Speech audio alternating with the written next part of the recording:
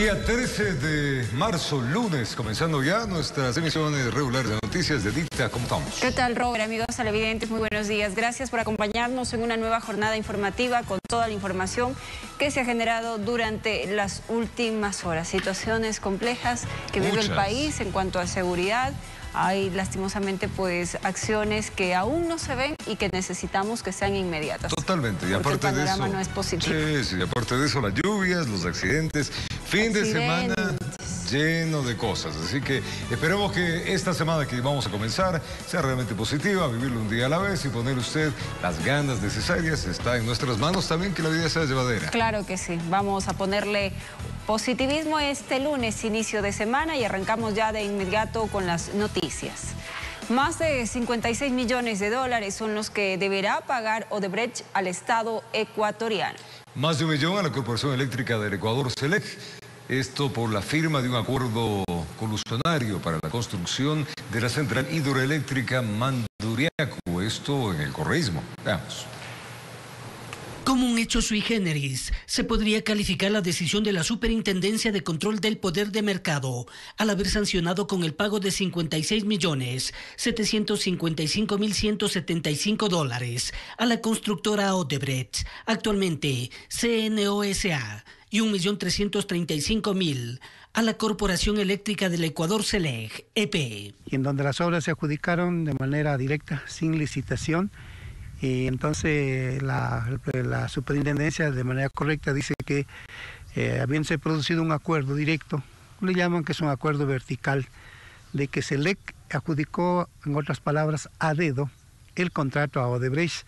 Henry Llanes, de experto en hidrocarburos, se refiere a la construcción de la central hidroeléctrica Manduriaco y la reparación del túnel de carga de la central Pucará. La pregunta es a dónde va ese dinero.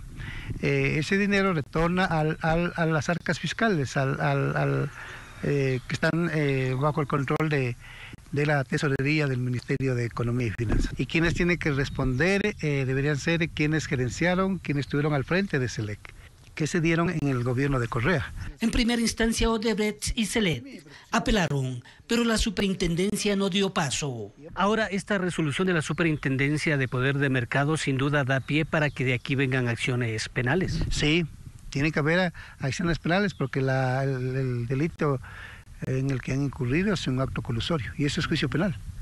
Entidad de control del Estado que desde el 2011 tendría la autonomía de pronunciarse en ese sentido, pero quizás por la presión de gobiernos de turno se habría hecho de la vista gorda, informó Héctor Romero.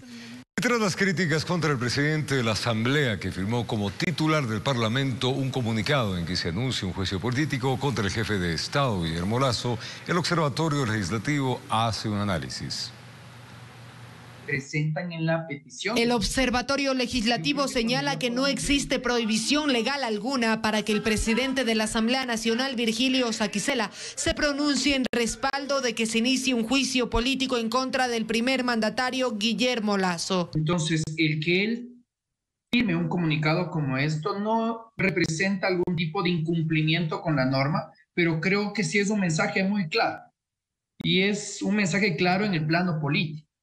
Y este mensaje lo que refiere es que el representante de la institución está a favor de un enjuiciamiento al presidente de la República. Esto luego de que varios legisladores criticaran que en el comunicado titulado "El juicio va" esté el nombre de Saquicela, no como un legislador más, sino como presidente de la Asamblea. Postura netamente política, no es que están adelantando criterio en lo absoluto. Ellos dicen el juicio político va porque va. Distinto sería que, por ejemplo, mencionen la destitución va porque va.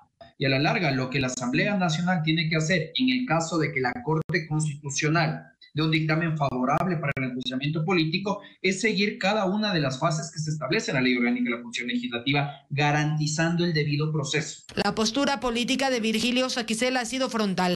En junio del 2022, el presidente de la Asamblea votó a favor de la destitución de Guillermo Lasso, moción que no prosperó tras no alcanzarse los 92 votos que se necesitaban. La mayoría en la Asamblea Nacional es de oposición.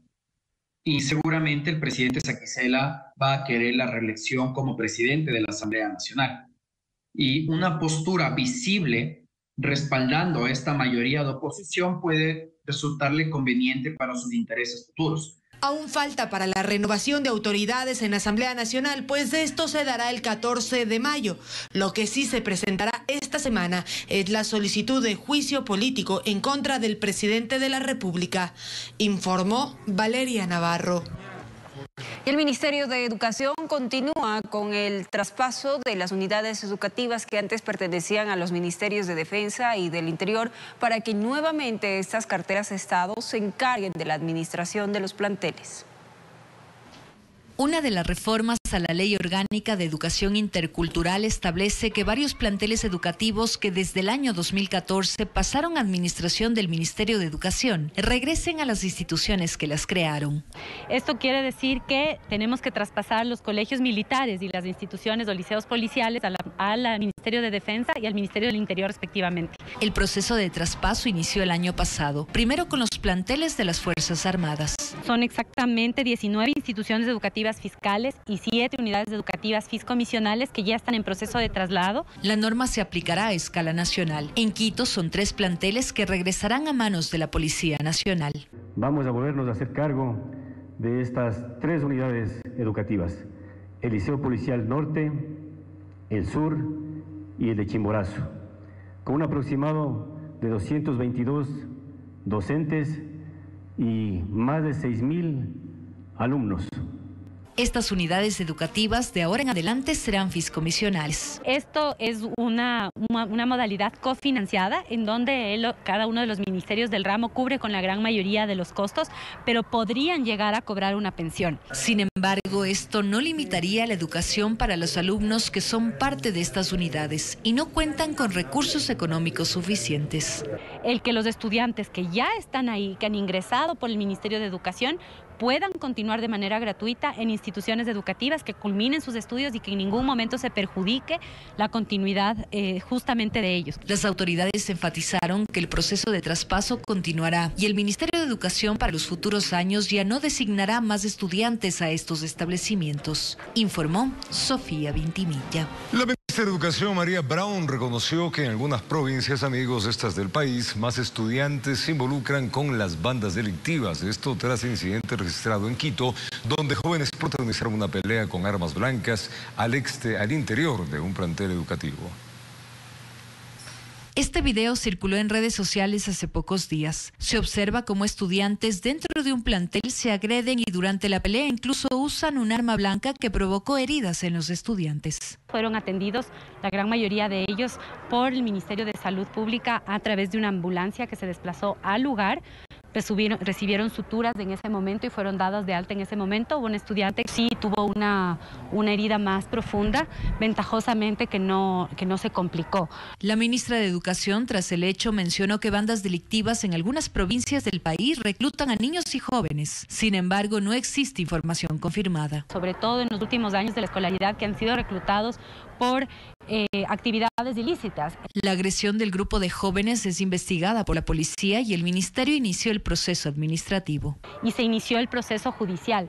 A su vez, estamos avanzando en los procesos administrativos a través de la Junta de Resolución de Conflictos. Mientras el gobierno establece estrategias para evitar el incremento de estos episodios violentos. Estaban en un pregón que se hace anualmente, donde nunca se ha presentado un inconveniente. Se presentó este inconveniente, había para el pregón policía presente, por lo tanto se pudo actuar de manera inmediata. La ministra María Brown además hizo un llamado a la comunidad educativa para denunciar cualquier caso de vulneración de derechos, incluso extorsiones a alumnos o docentes. Nos comentan de manera anecdótica que estas cosas suceden.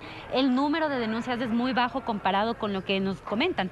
Denuncias muy puntuales, contadas con los dedos de una mano. Informó Sofía Vintimilla. Y cada vez más se reportan casos de bullying o acoso escolar al interior de las instituciones educativas. Recientemente se denunció uno que habría ocurrido en una unidad educativa de Ambato. Pero ¿cómo se debe actuar frente a un caso de posible bullying? ¿Qué puede hacer? ¿Qué puede estar pasando? Se lo comunicamos a continuación. De acuerdo al Ministerio de Educación, desde 2020 existen protocolos de acción frente a posibles casos de bullying entre pares, es decir, entre compañeros. Se debe realizar la ficha de reporte de hecho de violencia, junto con si es que existe daño físico en función de lo que establece el protocolo, la denuncia a Fiscalía General del Estado. Y desde la autoridad de la institución educativa y el Departamento de Consejería Estudiantil se debe informar a las y los representantes legales o la familia de la persona que está siendo víctima de este hecho, así como de sus presuntos agresores. También se activan medidas de protección para la víctima y medidas disciplinarias hacia los vinculados al caso de acoso escolar. Posibilidad de separación definitiva de la institución a la o el estudiante y se le ubicará en otra institución mientras el trámite administrativo se gestione. La institución educativa y el distrito educativo deberán asegurar que la o el estudiante continúe con su proceso escolar desde el hogar. Además de esas medidas disciplinarias, ¿existen sanciones penales o está tipificado el bullying como un delito? Esta figura estaba intentándose poner en el Código Orgánico Integral Penal en el año 2021. Como le digo, iban a ser sanciones que iban de 1 a 3 y de 5 a 6 años, pero de 3 a 6 años, pero no logró darse en el Código Orgánico Integral Penal como tal. El tipo penal bullying o cyberbullying como tal no están tipificados en el Código Orgánico Integral Penal. Aunque un menor de edad a quien se le ha demostrado que cometió bullying sí podría ser sancionado de acuerdo al Código Orgánico de la Niñez y Adolescencia. En una tentativa grave, por ejemplo, el menor ha intentado atentar en contra de la vida de la persona, para eso sí tenemos el Código Orgánico de la Niñez y Adolescencia y hay tribunales especiales para juzgar a los menores, pero no con medidas ni de prisión ni de reclusión, sino con medidas socioeducativas que pueden ir desde que una persona vaya a un reformatorio de adolescentes. Pero más allá de los protocolos de acción y sanciones, para Sibel Martínez, el problema radica en la falta de planes de prevención del bullying. ¿En dónde está esta actividad o este mecanismo que deben implementar de acuerdo a las últimas reformas de la LOEI los colegios a efectos de prevenir sobre todo la violencia, de atenderla y repararla al interior de los colegios? Y entonces se dan casos como el que hoy estamos analizando. Son 8 chicos entre estudiantes varones y mujeres que han sido denunciados por un hecho violento que pudo ser prevenido en la escuela. Según el Ministerio de Educación, hasta finales de este año se contaría con un sistema estadístico que permita conocer cuántos casos de acoso escolar se han reportado en el país y realizar un seguimiento de los mismos. Informó Andrea Navarrete.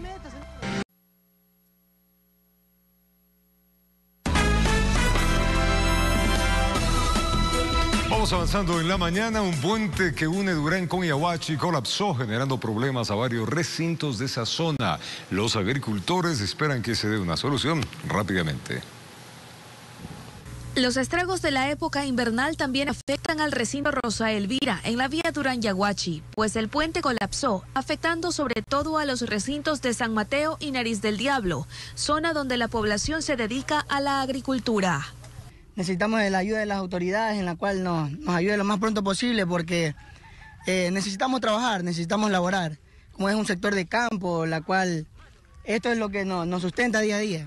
El colapso de la estructura se produjo el viernes, indican los moradores, y hasta el domingo permanecía así. Señalan que tampoco se realizó un mantenimiento adecuado. Contra la naturaleza no podemos bromearnos, pero sí pudieron hacer algo y no lo hicieron cuando pudieron. Cuando se les pidió ayuda cuando todavía no comenzaban las lluvias. Desde la Coordinación Zonal 5 y 8 del ECU 911 se informó que personal de la Secretaría de Riesgos estuvo en el sitio junto al GAT cantonal para atender la emergencia. También acudió el primer jefe del Cuerpo de Bomberos del Cantón Durán. Mañana están enviando maquinarias para abrir diferentes zanjas para poder habilitar y poder, en cierta forma, que las zanjas y el agua fluya de cierta forma. Como ustedes pueden observar, el colapso de este puente ha dejado incomunicado varios recintos del lado de Yaguachi y parte de Durán.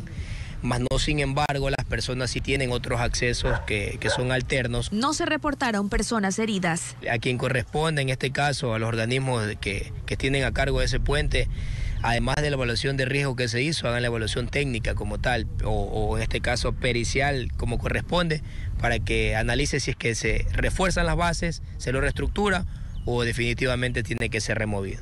Informó Adriana Peralta.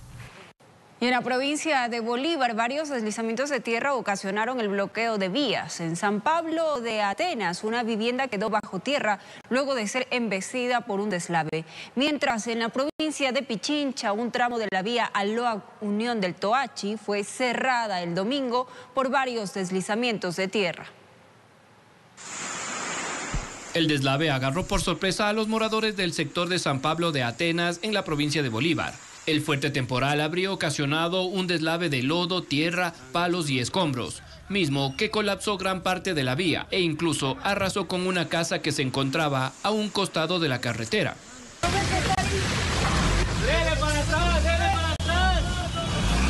Según el reporte del Cuerpo de Bomberos de San Miguel de Bolívar, el deslave dejó pérdidas materiales.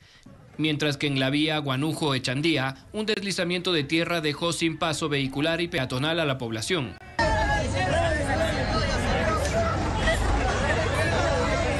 Pero las lluvias también afectaron a la provincia de Pichincha.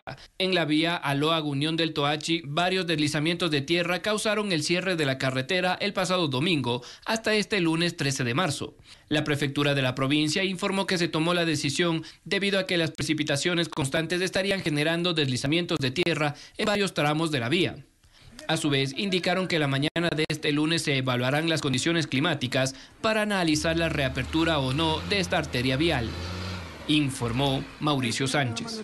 2 vías de acceso a la capital de la provincia de Los Ríos se encuentran anegadas debido a la etapa invernal. Los vehículos circulan con riesgo de dañarse. El cantón Montalvo fue declarado en emergencia por ser uno de los más afectados. Esto debido al colapso de un muro y sectores urbanos cuyas casas podrían desaparecer si se incrementa el nivel del río.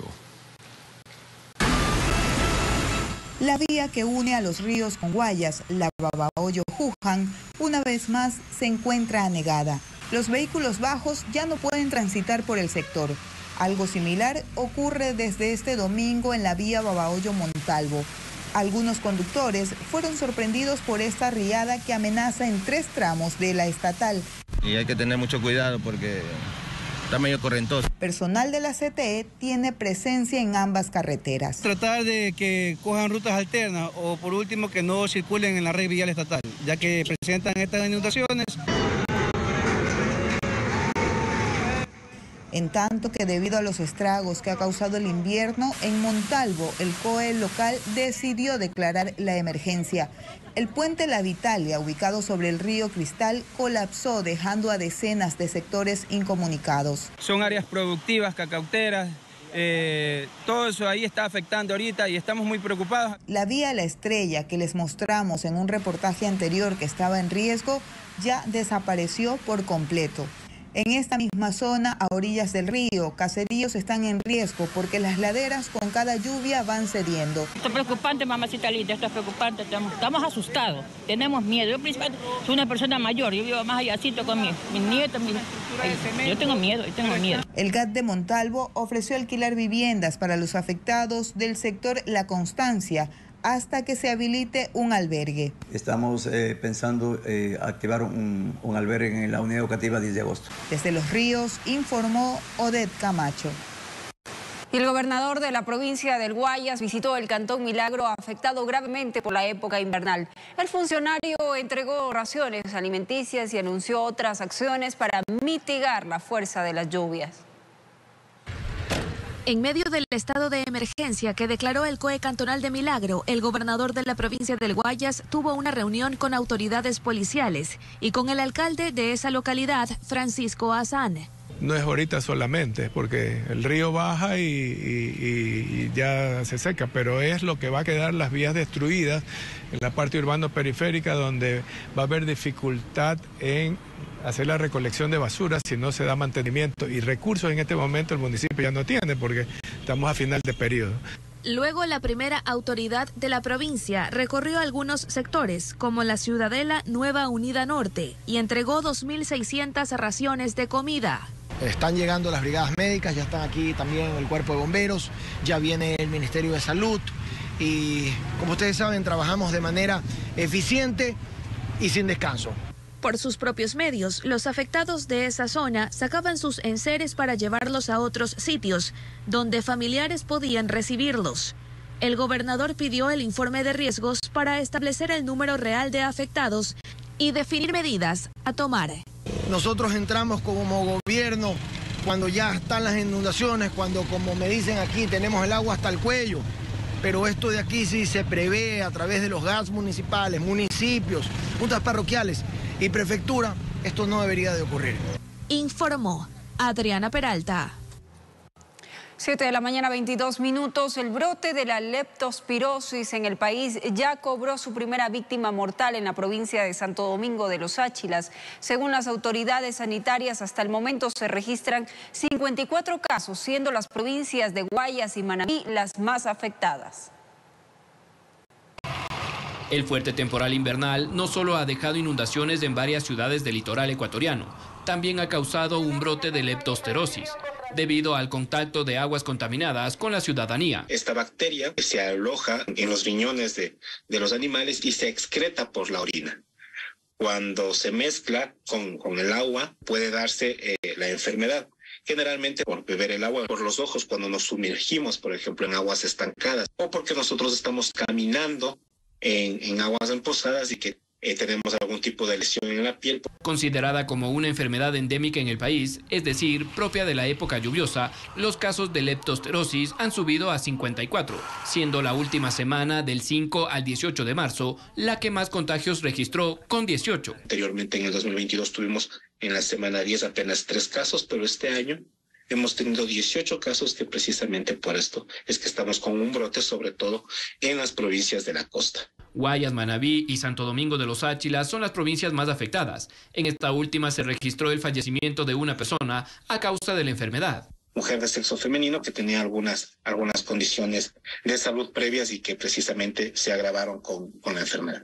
El cantón Durán también es el más afectado en el país, con 26 casos. Aquí las autoridades han implementado varias estrategias para evitar mayores impactos. Por ejemplo, la desratización para que las fumigaciones para el dengue sean adecuadas y, por supuesto, también las acciones de cloración de agua, abatimiento de los criaderos de moscos. Pese al brote, desde el Ministerio de Salud Pública se descartó por el momento declarar la emergencia sanitaria, ya que están implementando varias acciones para controlar la enfermedad. Hemos levantado la alerta epidemiológica, no creemos que es necesario hacer una emergencia sanitaria, a menos de que tengamos casos mucho más graves y casos también, muchos más casos. Estamos precisamente con algunas acciones que se están encaminando para poder hacer el control. Los síntomas de la leptospirosis son la fiebre, dolores de cabeza, musculares, náuseas y vómito, por lo que las autoridades indicaron a la ciudadanía que si presentan estas alertas, acudan a los centros médicos de manera inmediata. Informó Mauricio Sánchez. Y seguimos adelante, al menos un 20% se ha incrementado el precio de los huevos debido al sacrificio de gallinas por la gripe aviar. Tras un recorrido por algunas tiendas de la ciudad de Guayaquil, esta fue la reacción de los compradores. No sé si la gallina ha estado en proceso de qué, pero lo están cobrando. Cada huevo ahorita 20 centavos, 25, la cubita uno lo quieren vender a $5. No saben qué pasa con las gallinas, pero lo cierto es que los huevos están más caros. Así corrobora la gente que acude a las distintas tiendas de los barrios de Guayaquil. En el noroeste de la urbe, por ejemplo, si usted va con $1, ¿cuántos te dan? Antes daban 8 y ahora dan de 7 a 6 huevos por $1.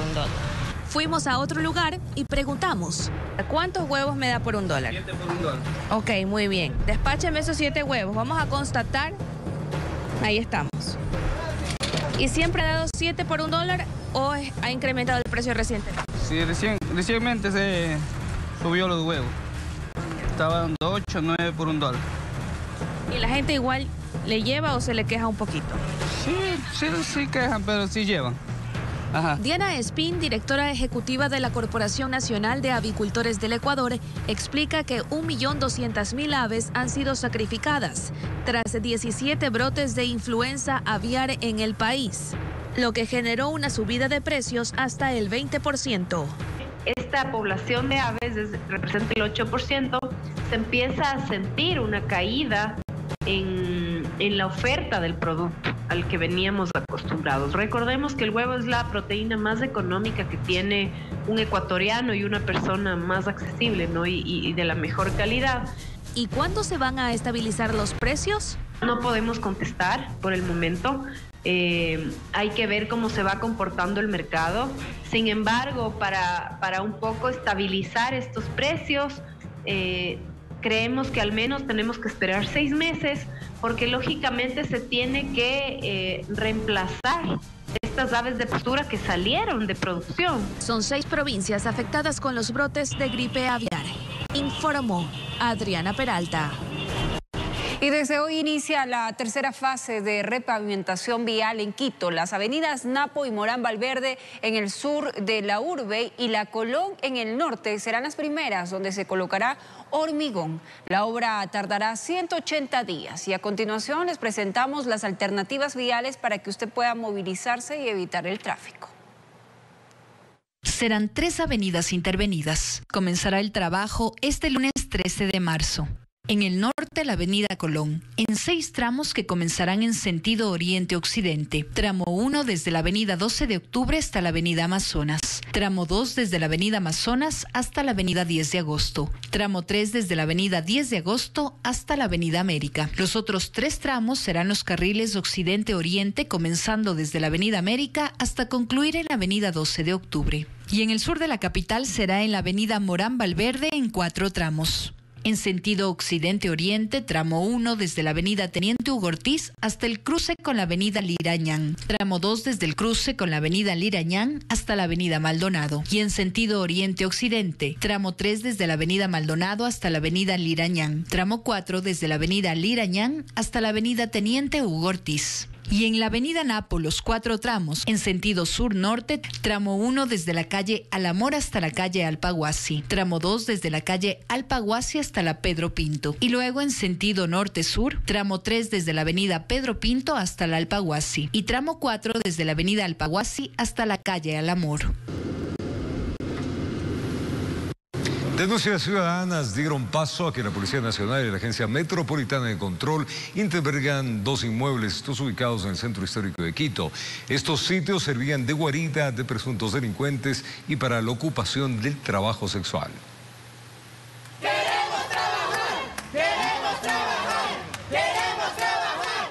Los reclamos y dispersión de quienes lo protagonizaban son el resultado de la clausura de este inmueble que, según información de las autoridades, incumpliría con el permiso otorgado para su funcionamiento. Realmente aquí hemos encontrado personas extranjeras que han venido por pasos irregulares. Encontramos desperdicios de sustancias estupefacientes que han sido consumidos en la mayoría de las habitaciones.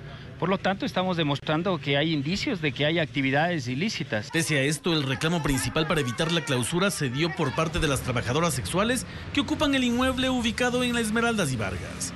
Aseguran que están autorizadas para realizar la actividad. No hay drogas, somos espacios de trabajo sexual, somos espacios dignos para el trabajo sexual. Estamos cansadas y hartas de estos atropellos. Es muy lamentable. No vamos a parar hasta que lleguemos hasta la última instancia. Palabras que a pesar de los gritos no rindieron frutos, pues se constató el mal estado de la infraestructura.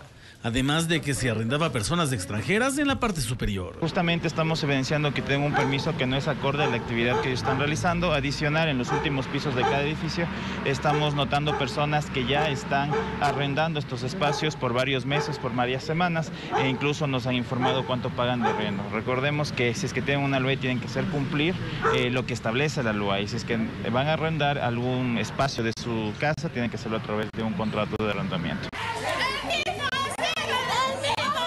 Con toda la indignación, regresamos al comienzo de este reportaje que resulta ser el final del mismo. Como consecuencia de la clausura, el director de Seguridad Ciudadana no le quedó más que ponerse a buen recaudo, pues todas las trabajadoras sexuales se abalanzaron sobre él. Y mientras se analizaba por parte de la autoridad cuál era el camino más corto para salir del sitio, el gas lacrimógeno le tocó a una de las mujeres. Problemática que por años continúa en el centro histórico de Quito. Informó Javier Rosero.